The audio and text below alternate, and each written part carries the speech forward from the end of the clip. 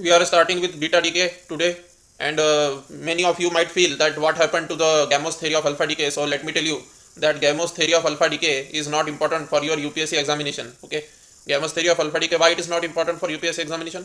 Gamow's theory of alpha decay is not important for UPSC examination because Gamow's theory of alpha decay is a very lengthy concept. Okay, and such lengthy derivations are not asked in the examination.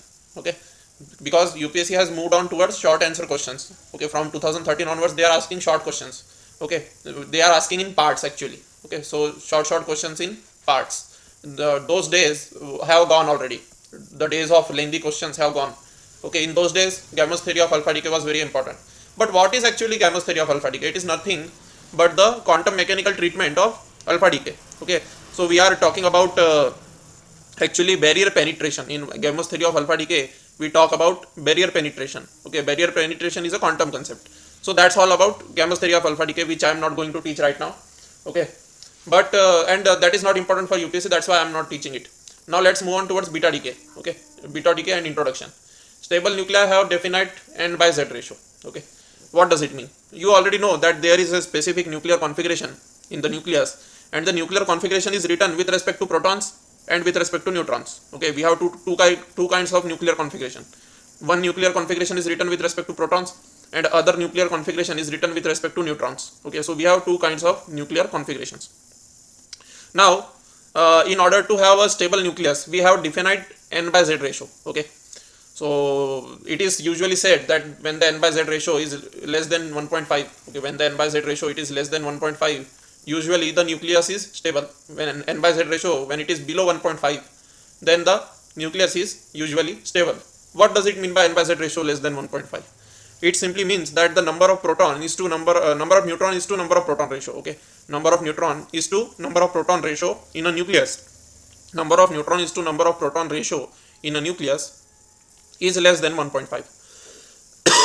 Number of neutron is to number of proton ratio in the nucleus is less than 1.5. Okay, now stable nuclei have a definite n by z ratio, and when this particular n by z ratio, when it is altered, the nuclei become unstable. It is quite obvious. Okay, when the ratio is altered, what does it mean by ratio is altered? See, ratio is altered simply means that we are either the nucleus is emitting a proton, or the ratio is altered simply means that suppose we have one isotope. Okay, suppose we have oxygen 15 isotope, suppose we have O816. Okay, so O816 is a stable nucleus. O816 is stable nucleus because number of proton is also magic number and number of neutron is also magic number. What is the number of proton in oxygen 816? Number of proton is 8. What is the number of neutron in oxygen 816? Number of neutron is 16 minus 8, which is equal to 8. Okay, so it is clear that oxygen 816 is your stable thing. Okay, it is a stable isotope because number of proton and number of neutron both are magic numbers, so it is a stable isotope. Now if the n by z ratio, what is the n by z ratio over here? Number of proton is also 8 and number of neutron is also 8, so n by z ratio is equal to 1. In O816 n by z ratio is 1. So if we alter this n by z ratio, what happens? If we suppose alter this n by z ratio, then the nucleus may become unstable. Okay, you must write nuclei may become. Okay, may, when this n by z ratio is altered, the nuclei may become unstable. Okay, so you must write over here that when this ratio is altered, the nuclei may become unstable. Just add the word may over here. Just add the word may over here. May means ho sakta hai. Okay, may means ho sakta hai. Okay, so when this ratio is altered, the nuclei might become unstable. Okay, the nuclei might become unstable. N by z may alter from the value needed for stability. Now n by z may alter. Now the value which is needed for stability, what value is needed for stability? N by z less than 1.5 is the thing which is needed for stability. Now n by z may be different from this. Now if we alter the n by z ratio, that is we increase the number of protons suppose, or we increase the number of neutron, and if we increase the number of neutron to such an extent that the ratio becomes greater than 1.5, suppose we increase the number of neutrons over here, we increase the number of neutrons in such a manner that the ratio goes above 1.5, then what will happen? If n by z ratio goes above 1.5, then most probably the nucleus will become unstable. Okay, so n by z less than 1.5 was needed for stability. N by z less than 1.5 was needed for stability, but we have taken n by z greater than 1.5 because we increased the number of neutrons. Okay, so the isotope in which n by z was greater than 1.5, that was comparatively less stable.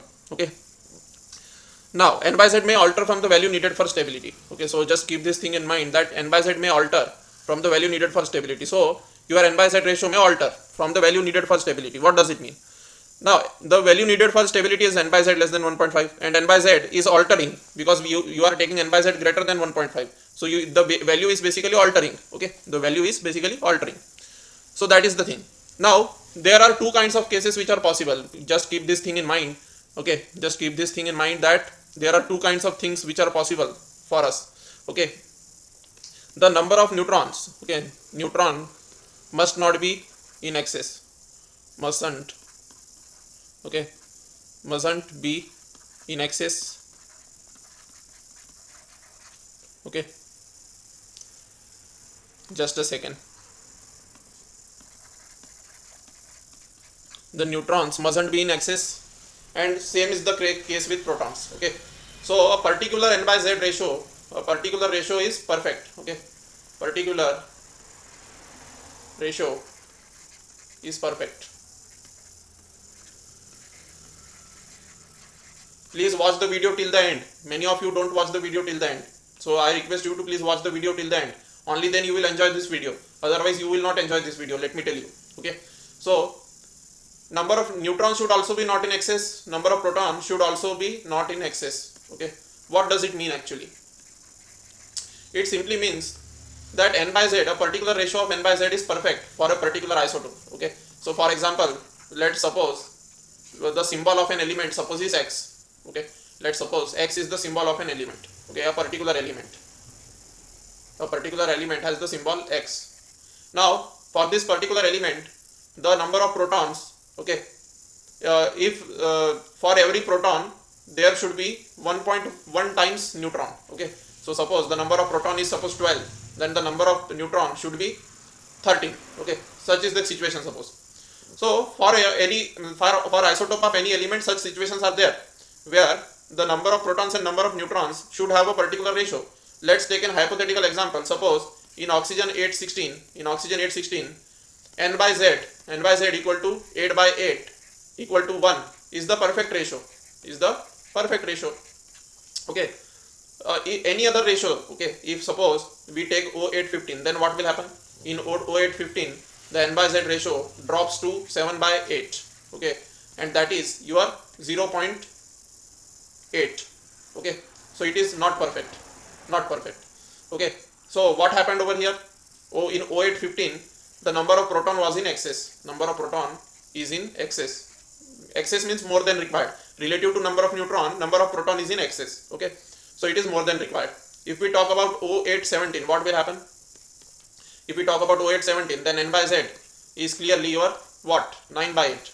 Okay, and that is 1 point something. Okay, now 1 was perfect here. The ratio 1 was perfect here, but we have ratio 1 point something. Now as the ratio is 1 point something, what will happen? As the ratio is 1 point something, so clearly the number of neutron is relatively in excess over here. And similarly over here, number of proton was in excess. Over here, number of neutron is in excess. But n by z equal to 8 by 8 equal to 1. This is perfect. So here neither the number of neutron is in excess and neither the number of proton is in excess. Okay, so that's the meaning. That's the meaning of all this stuff. Okay. So stable nuclei have definite n by z ratio. When this ratio is altered, the nuclei become unstable. N by z may alter from the value needed for stability. So n by z may alter from the value which is needed for stability. Okay, so n by z may alter. So either due to excess number of neutron over the number required for stability. So I have already told you, giving the example of oxygen isotopes, I have already told you this particular stuff. So either due to excess number of neutron over number of proton required for stability, or due to excess number of proton over number of neutron required for stability. So either the number of neutron might be in excess relative to proton, or either the number of proton might be in excess relative to number of neutron. Okay. So there is a particular ratio required for stability. There is a particular fixed ratio which is required for stability. And in oxygen, the ratio required for stability is 8 by 8 equal to 1. Okay. In oxygen the ratio is 1, but in some other element the ratio might be different. Okay. In some other element the ratio might be different. Okay. In oxygen it is 1, but in some other element the ratio might be different. Okay. So that is the thing. If in the former case a neutron is converted into proton to maintain the n by z ratio for stability, so over here the number of neutron is in excess. So in this particular first case, what is the thing?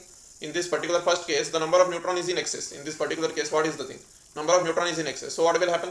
As number of neutron is in excess in this first case, so the neutron will convert into a proton. Okay, and over here number of proton is in excess, so proton will convert into a neutron. Okay, so these processes will happen. These processes will occur. Okay. Now, in the former case, a neutron is converted into a proton to maintain the n/z ratio for stability. Okay, so proton might be converted into neutron in order to neutron might be converted to proton to maintain n/z ratio, or the proton might be converted into neutron in order to maintain the n/z ratio. Okay. Now let me tell you, giving one real example. So let's consider O815. Okay, O815. So what is the number of proton? First of all, number of proton is 8. What is the number of neutron? First of all, 15 minus 8, that is 7. Okay, it is very clear. Now the n/z ratio. Okay, n/z ratio, what is it? It is 7 by 8. Okay, now as the ratio 8 by 8 is required for stability, ratio 8 by 8 equal to 1 is required for stability. Now what is in excess over here? What is in excess? Number of proton is in excess over here. So what will it do? It will convert one proton into a neutron. Okay, so number of neutron will become 8 and number of proton will become 7. Okay, it has converted one proton into a neutron, right? So number of neutron will rise from 7 to 8 and number of proton will grow from 8 to 7. So the final ratio becomes 8 by 7. Now what fits in this 8 by 7 category? So clearly number of proton is 7 and number of neutron is 8. Okay, so for number of proton 7 we have nitrogen. Okay, atomic number 7 nitrogen, and 7 plus 8, what does it mean by 7 plus 8? 7 plus 8 simply means 15. So N7 15. Okay, so N7 15 is the comparatively stable entity. N7 15 is comparatively stable entity as compared to O8 15. As compared to O8 15, N7 15 is comparatively stable entity. Okay, so such things will keep happening. Okay, so such things will keep happening. So in the latter case, proton is converted into neutron due to the same reason. Now let us go to the next slide. These transformations which we are talking about right now, okay, these transformations take place because of weak forces operating within a neutron or a proton. So there are weak forces in the neutron and proton. You already know when you learn about the quark theory. Later on, you will, in this particular course, later on you will learn about the quark theory, quark model. Okay, so the weak forces are there within the neutron and proton. Neutron and proton are made up of quarks. Okay, so there are weak forces acting amongst those quarks. Okay, so those are the weak forces which are operating within a proton or neutron. Within means inside of neutron or inside a proton we have weak forces which are operating. So these transformations take place there. Okay, during these transformations, beta particle, that is electron or positron, are emitted. Okay, so beta particles are of two kinds. Negatively charged beta particle is simply electron. Negatively charged beta particle is simply electron. And positively charged beta particle is simply positron. Positively charged beta particle is what? It is positron. Okay, so consider the following processes. You can have a look over here that neutron, when it is converting into a proton, so it is releasing an electron. So in order to maintain the charge, +1 charge is on proton, so -1 charge electron will be released. And when proton, which has +1 charge, it will be converted into neutron, so 0 charge. And so over here also positron will be emitted, which has +1 charge. Over here neutron had 0 charge. Okay, so the charge conservation will hold. The charge conservation will clearly hold over here. Okay, so electron is simply called beta minus particle, that is beta negative particle, and positron is simply called beta positive particle. Okay, so this particular thing is called beta negative decay and this particular thing is called as beta positive decay. Okay, so these are your equations 1 and 2, suppose. Okay, but such processes of beta decay have puzzling aspects. Okay, so you already know that such things are not actually possible. Okay, superficially, if we look at this stuff superficially, so superficially it might seem that this is the process which is happening. Okay, superficially it might seem that these are the processes which are happening inside the nucleus. Superficially you may feel like that. And in the 11th and 12th standard, this particular stuff, okay, was taught to you like this only in 11th and 12th. Okay, I was in the ICSC board. Okay, I was in the ICSC board up to 12th standard. So in the ICSC board, in this concept was there in the 8th standard itself. Okay, I was in the ICSC board. So very few people are there in the ICSC board. So I was there in the ICSC board, and that too up to the 12th standard. Okay, so in the 8th standard, in ICSC board, in the 8th standard, this particular concept was there in the 8th standard itself. This concept, neutron converting into proton and electron, and proton converting into neutron and positron, proton converting into neutron and positron, and neutron converting into proton and electron. This particular concept was there in the 8th standard itself. Okay, So that's why my base is very strong. Okay, so that is some other issue which we will discuss some other day. That is some other point of discussion altogether. But for the time being, this concept was there in the 8th standard itself. This equation 1 and this equation 2 and nuclear decay and beta decay, all this stuff I was learning in the 8th standard itself, because I was in the ICSE board. Okay, so such things are there, and moreover I used to give Olympiads also, so that's why. Now let's keep that apart. So what I was saying is that in the 8th standard I was taught this much only.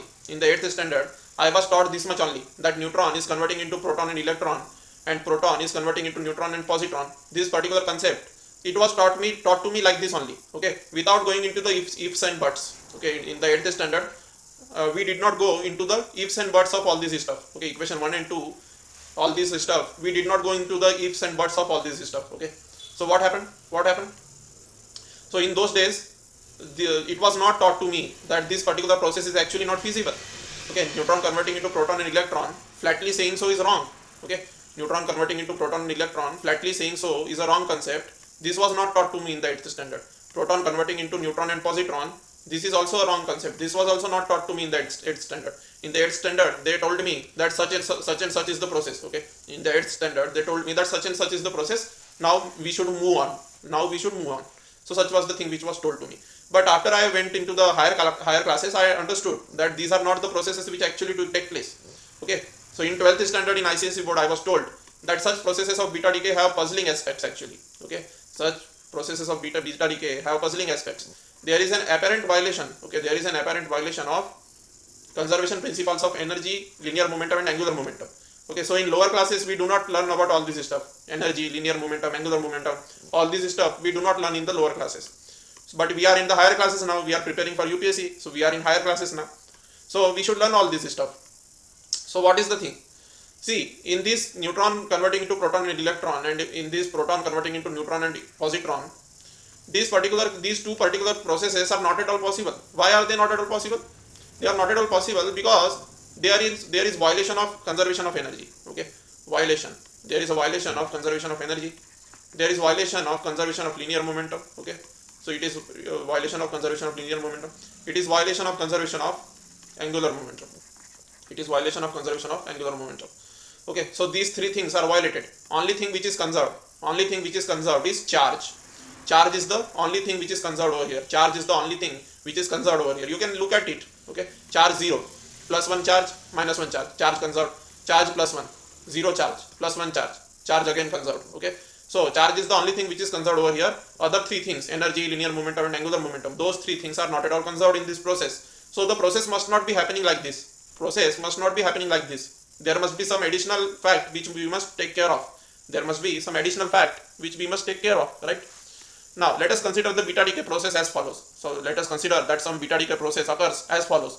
So ZXA, suppose X is the symbol of the element, okay, Z is the atomic number and A is the atomic mass number. X is the symbol of the element, Z is the atomic number of the element, A is the atomic mass number of the element. So this is the parent nucleus. Parent, okay, and this is the daughter nucleus, right? This is the daughter nucleus. Now, so parent nucleus is converting into daughter nucleus. This Z, which is the atomic number, it is getting converted into Z plus 1. Okay, so atomic number is increasing by 1 in this process. Atomic number is increasing by 1, but the mass number remains as it is. Atomic number increased by 1, but the mass number remains as it is. Okay, as the atomic number changed, so the symbol of the element changed. Okay, as the atomic number changed, so the symbol of the element changed, because the identity of an element depends on its atomic number. Right? So as the number of protons changed from Z to Z plus 1, what happened?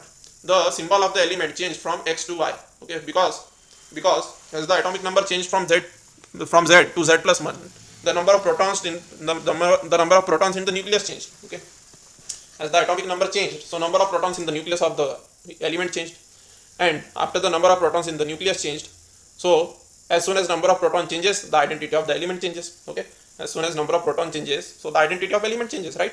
So the element symbol changed from X to Y. Okay, now in this process you must look at this particular thing. Electron can also be depicted like this. Okay, now let me tell you that electron has atomic number 0. Okay, electron atomic mass number is 0. Just a second. Atomic mass number of electron is 0. Let me tell you that atomic mass number of electron is 0 and its atomic number is -1. Please keep this thing in mind.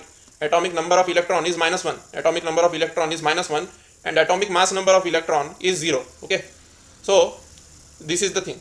So you can see that atomic number on both the side of LHS and RHS, atomic number is same, conserved.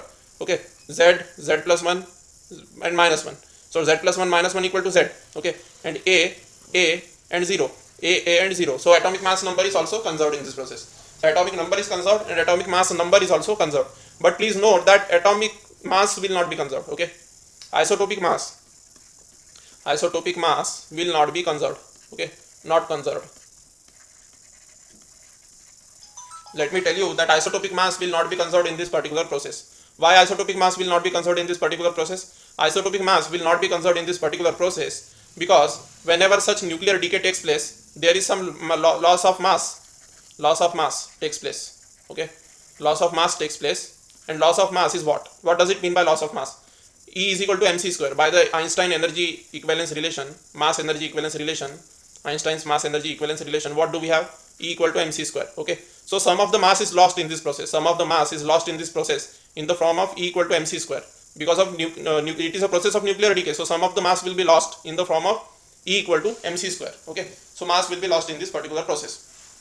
So isotopic mass will not be conserved. Isotopic mass will not be conserved, but atomic mass number will be conserved. Okay, let me tell you that atomic mass number will be conserved, but isotopic mass will not be conserved because some of the mass will be lost in the form of energy. Some of the mass will be lost in the form of energy by the relation E equal to mc square.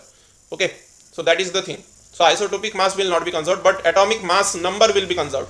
Okay, so if someone asks you, suppose, will the atomic mass be conserved? Will the atomic mass be conserved? So the answer is no. Atomic mass will not be conserved. But will the atomic mass number be conserved? Will the atomic mass number be conserved in this process? So yes, atomic mass number will be conserved, but atomic mass will not be conserved because atomic mass or isotopic mass is also called as isotopic mass. Okay, atomic mass is also called as isotopic mass. So the atomic mass number will be conserved, but atomic mass or isotopic mass will not be conserved in this process. Okay, so that is the thing.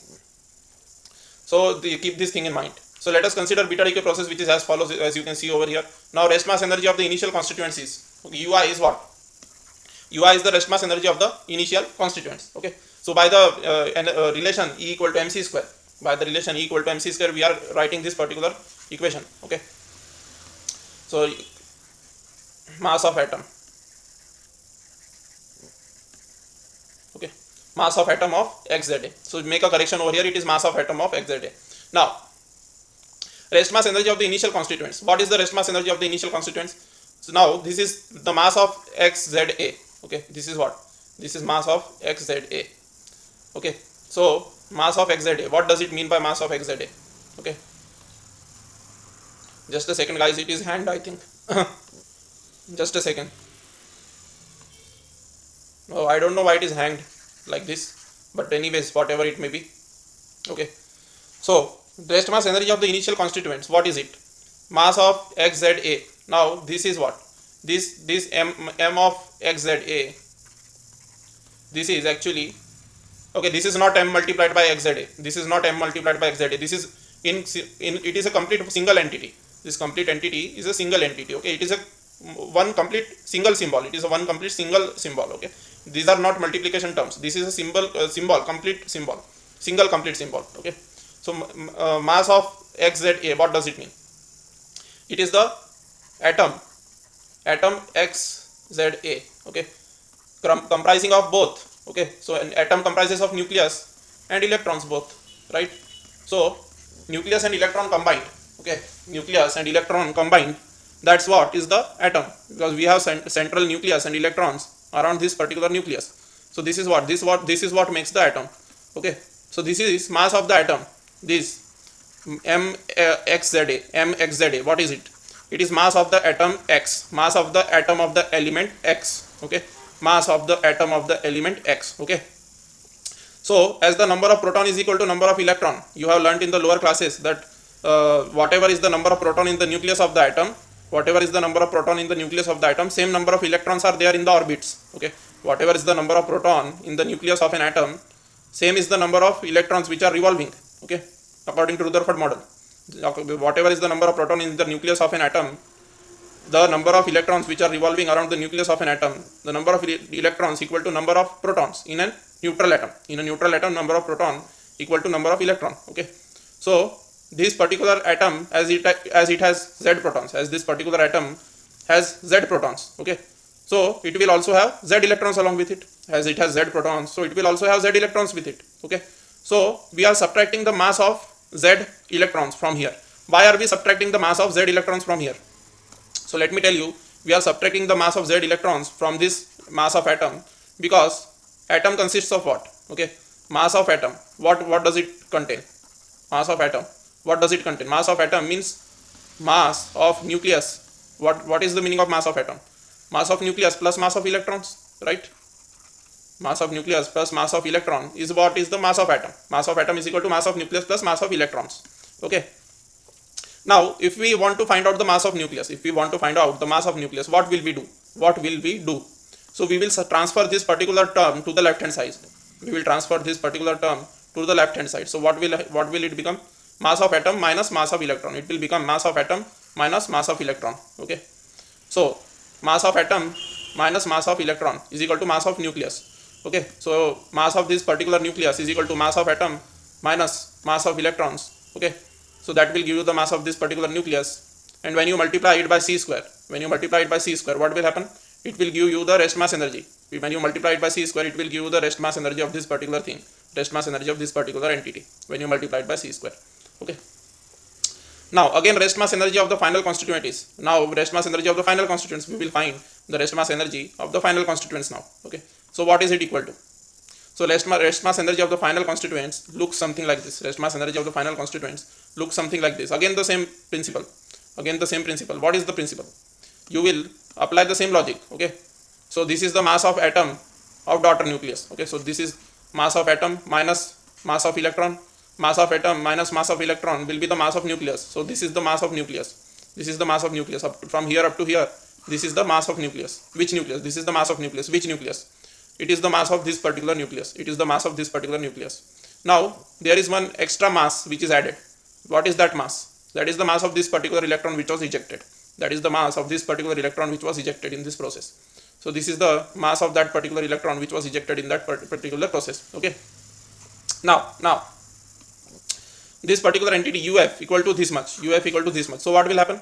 We will multiply it by c square. In order to find the rest mass energy. So rest mass energy of the final products. So this is what? This is rest mass energy of the final products. Okay, products. This is the rest mass energy of the final products. And this is what? This is the rest mass energy of the initial constituents. Okay, and this is the rest mass energy of the final products, as you can see. Now kinetic energy shared by the daughter nucleus is almost negligible. Why the kinetic energy shared by the daughter nucleus is almost negligible? I have already told you that whenever, okay, this is many much more times, okay, many times massive than electron. Which thing? This particular nucleus is many times massive as compared to electron, because electron has a very low mass. Okay, so this particular entity is very much heavier. Many times it will be almost 5,000, 10,000 times heavier than this nucleus. Than this electron. This nucleus will be 5,000, 10,000 times heavier as compared to this electron.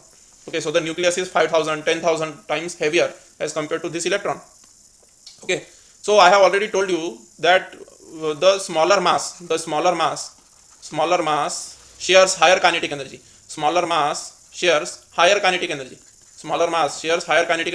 So this electron will share higher kinetic energy, right? Okay, so that's why the kinetic energy shared by the daughter nucleus, will be, that's why negligible, because it is similar to comparing a truck and a ball. This is like a truck. This daughter nucleus is like a truck, and this electron is like a ball. Okay, and in the truck ball problem, in classical mechanics, you have learned that the kinetic energy of the ball is very high, and the kinetic energy of the truck is very low. You have already learned. Okay, so this is the thing. So kinetic energy shared by the daughter nucleus is almost negligible. Okay, so if the process takes place as above, then kinetic energy of the electron, so if the process takes place like this, then what will happen? If the process takes place like this, then kinetic energy of the emitted electron is equal to Q. Okay, now what is Q value of this particular process? Let me tell you. Q value of this process will be Ui minus uf. What will be the q value? Q value of this process will be ui minus uf. This is the value of ui. Okay, you can see this is the value of ui. And what is the value of uf? This is the value of uf. You can see. Okay, so q value is what? Ui minus uf is equal to q value. Ui minus uf is equal to q value, right? Q value is equal to ui minus uf. So this is done. Okay, now so kinetic energy shared by daughter nucleus almost negligible. Process takes place as above, then kinetic energy of emitted electron should be equal to q. So q is the energy released in this process. Q is what? Energy released in this process. Q is the energy released in this process, as q is the energy released in this process. So q energy which was released in this process, will be distributed in this and this q energy will be distributed in the form of kinetic energy. Q energy will be distributed in the form of kinetic energy. So the kinetic energy will be distributed in this nucleus, and kinetic energy will be distributed in this electron. So kinetic energy will be distributed in this nucleus also, and kinetic energy will be distributed in this electron also. But I have taught you about the truck ball problem. So this is like truck, this is like a ball. Electron is 1000 times less massive. Electron is 1000 times less massive, 5000 times rather, 5000, 10,000 times less massive as compared to this entity. Electron is 5000, 10,000 times less massive as compared to this entity. So what will happen?